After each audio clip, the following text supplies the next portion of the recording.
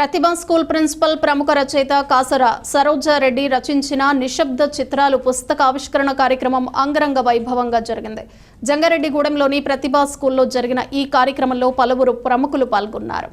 తిప్పాబోట్ల Ramakrishna master అధ్యక్షతన జరిగిన ఈ కార్యక్రమంలో నిశ్శబ్ద చిత్రాలు పుస్తకాన్ని ప్రముఖ మానసిక వైద్య నిపుణులు కర్రి రామారెడ్డి ఆవిష్కరించారు.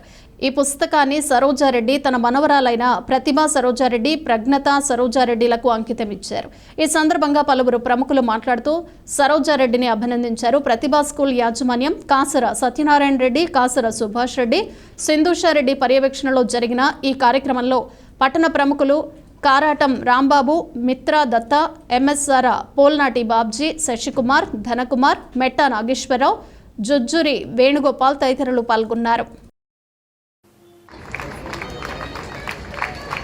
50 డిగ్రీలు సొంతం చేసుకుని అవిశ్రాంతంగా అటు వైద్య సేవ చేస్తూ ఇటు క్షణం గాలి దొరికితే విశ్రాంతి లేని కళాంతో ఏకీమానంగా వెలుగొందుతున్నటువంటి కర్రి రామారెడ్డి గారు పుస్తకాన్ని ఆవిష్కరించారు.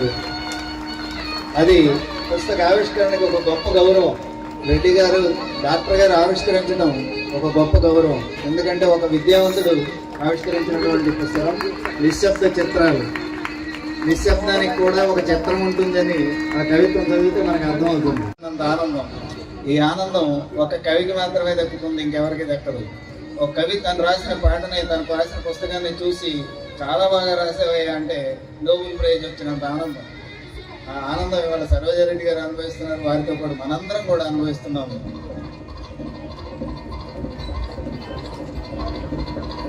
మీద